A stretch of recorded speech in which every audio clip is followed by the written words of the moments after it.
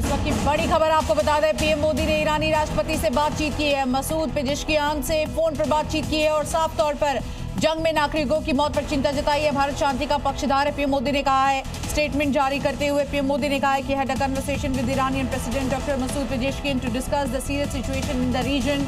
वहां क्या कुछ हो रहा है इसकी जानकारी ली। Express deep concern over the escalation of tensions and the loss of civilians life as well as damage of civilian infrastructure. तो आप देखिए किस तरह से वहां पर भारतीयों की सुरक्षा से लेकर तमाम चीजों पर बातचीत हुई। हमारे सहयोगी ब्रह्म प्रकाश दुबे इस बड़ी खबर पर हमारे साथ जुड़ चुके हैं।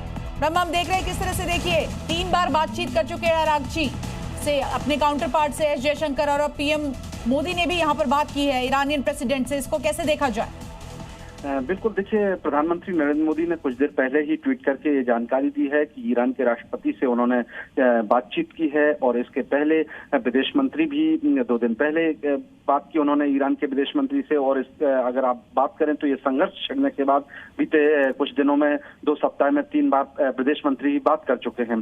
देखिए जिस तरह से हालात हैं मिडिल ईस्ट में, उस हालात के दौरान प्रधानमंत्री ने बात की है, तो भारत की तरफ से एक स्पष्ट मैसेज जाता है पूरी दुनिया को और खासतौर से मिडिल ईस्ट के संघर्ष को कि भारत अभी भी जो गुटनिरपेक्षता वाली अगर स्टेटमेंट को आप ध्यान से पढ़े तो देखिए जो सेकंड लास्ट पैरा है वो बहुत महत्वपूर्ण हो जाता है। The safety and security of Indian national along with the need of unhindered transit of good and energy remain India's top priority. साफ तौर पर कहा गया है बिना किसी रुकावट के, यानी कि जिक्र किया गया है स्ट्रेट ऑफ हॉर्मुज का कि यहां से जो कुछ भी भारत के लिए आ रहा है कम से कम वहां पर कोई भी अटकलें ना हो, कोई भी अवरोध ना हो, इस बात को सुनिश्चित किया गया है। बिल्कुल, देखिए और जो प्रधानमंत्री ने बातचीत की है इससे यह भी मैसेज जाता है कि भारत अपने लोगों की ऊर्जा जरूरतों की प्रायोरिटी को ध्यान में रखते हुए कदम उठा रहा है। ईरान से भी बात कर रहा है और दुनिया के बाकी देशों से भी बात कर रहा है। और एक और महत्वपूर्ण मैसेज जाता है कि देखिए भारत शांति का पक्षधर है और भारत किसी गुट के साथ नहीं है। भारत अभी भी एक गुटनिरपेक्षता की जो नीति भारत की रही है परंपरागत, उस पर चल रहा है। क्योंकि इसके पहले देखिए आपके प्रधानमंत्री नरेंद्र मोदी इजराइल की यात्रा करके आए हैं। इसके बाद हमारे विदेश मंत्री ने ईरान के विदेश मंत्री से लगातार संपर्क रखा है और ईरान की तरफ से जो रुख अपनाया गया है, खासतौर से जो 2 बड़े शिप हैं, कार्गो शिप हैं जो स्ट्रेट ऑफ हॉर्मुज से निकले हैं और भारत आए हैं, उसके बाद कहीं ना कहीं भारत के रुख में भी और ज्यादा बदलाव दिखा है साफ तौर पर। और ब्रह्म देखिए भारी संख्या में भारतीय खासकर छात्र ईरान में पढ़ते हैं, वहां पर आप देखिए मेडिकल की पढ़ाई करते हैं या फिर इंडियन डायस्पोरा के तमाम लोग वहां पर रहते हैं, उनकी सुरक्षा को भी सुनिश्चित करना सरकार की जिम्मेदारी है। और इसमें कहीं ना कहीं पीएम मोदी वो मेंशन करते हुए भी नजर आया। हालांकि एस जयशंकर बार बार बातचीत कर रहे हैं अपने काउंटर पार्ट से।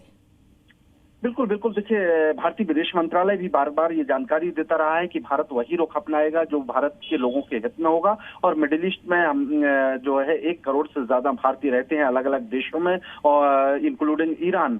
लिहाजा भारत ने वही रुख अपनाया है जो भारतीय लोगों के हित में है। ना भारत ने किसी का पक्ष लिया है और भारत ने दोनों ही पक्षों से शांति की अपील भी की है। चाहे ठीक है ब्रह्मा, लौटूंगी आपके पास। हमारे साथ दीपक वोरा सर भी जुड़ गए हैं। Sir welcome on Zee News. सबसे बड़ा सवाल तो यही हो जाता है कि देखिए बातचीत हुई है और उसके बाद डिटेल दिया गया है, इसको कैसे देखेंगे? बहुत बहुत धन्यवाद। जब आपके साथ आपके चैनल पर होता हूं मुझे बहुत अच्छा लगता है, आपसे बहुत कुछ सीखने को मिलता है। ये मुझे मालूम था कि पीएम साहब की बात हुई है पेजेश्कियान के साथ, जो ईरान के राष्ट्रपति। आपको याद होगा कि यूएई के एक राजदूत ने सुझाव दिया था कि अगर शांति उस एरिया में आनी है केवल भारत उसको ला सकता है। और खासतौर से पीएम नरेंद्र मोदी का नाम लिया था कि दोनों लीडर्स, नेतन्याहू से तो उनकी बात रेगुलरली होती रहती है, अब ईरान के राष्ट्रपति से भी बात हुई है। तो ये मेरा मानना है, अभी इसके बारे में कॉन्फर्मेशन नहीं है कि भारत अब एक भूमिका निभा रहा है और हो सकता है कि हमारे कहने पर सीज फायर वहां हो जाए। अगर सीज फायर होती है, मैं कहा पूरी दुनिया का इसमें फायदा है, क्योंकि ईरान थक चुका है। ट्रंप साहब कहते बहुत कुछ हैं, लेकिन वो भी मेरे को लगता है अगर नेतन्याहू साहब मान जाते हैं। दीपक सर आप हमारे साथ जुड़े हैं। एक अहम सवाल हो जाता है कि यहाँ पर आप देखिए प्रधानमंत्री मोदी ने किस तरह से बात की है पेजेश्कियान से, लेकिन कहीं ना कहीं ट्रंप और पूरे अमेरिका इजराइल की भी नजरें इस पर है। और इस वॉर से पहले ही हमने देखा था किस तरह से बेंजामिन नेतन्याहू के साथ मुलाकात करते हुए पीएम मोदी नजर आए, तो इसको कैसे देखेंगे? ये तो मैं बता रहा था कि नेतन्याहू के साथ तो उनकी बात होती रहती है, पेजेश्कियान के साथ ये पहली बार हुई है। सो अब दोनों हेड्स ऑफ गवर्नमेंट से उनकी बातचीत हो गई है। मेरा मानना है पुष्टि इसकी कल सुबह आएगी कि शायद उन्होंने शांति की अपील की है, सीज फायर की, और अगर ये हो जाता है फिर पूरी दुनिया को फायदा होगा। ठीक है, बहुत बहुत शुक्रिया सर आपका भी और आपका ब्रह्मा शुक्रिया। हमारे साथ जुड़ने के लिए, इस बड़ी खबर पे तमाम जानकारी देने के लिए। तो आप देखिए किस तरह से ये बड़ी जानकारी आपको बता रहे हैं। मसूद पेजिशकियान से फोन पर बातचीत की प्रधानमंत्री मोदी ने। ईरानी राष्ट्रपति से ये बातचीत ऐसे दौर में जब युद्ध की वजह से पूरा मिडिल ईस्ट इस वक्त सुलग रहा है, और ऐसे में आप देखिए जंग में नागरिकों की मौत पर चिंता जताते हुए पीएम मोदी नजर आए। साथ ही साथ उन्होंने कहा कि भारत शांति का पक्षधर है, भारतीयों की सुरक्षा प्राथमिकता है। और साथ ही साथ आप देखिए, अब देखना होगा क्योंकि इस बातचीत के बाद कहीं न कहीं वेस्टर्न कंट्रीज खासकर इजराइल से लेकर अमेरिका की नजर होगी इस बातचीत पर भी।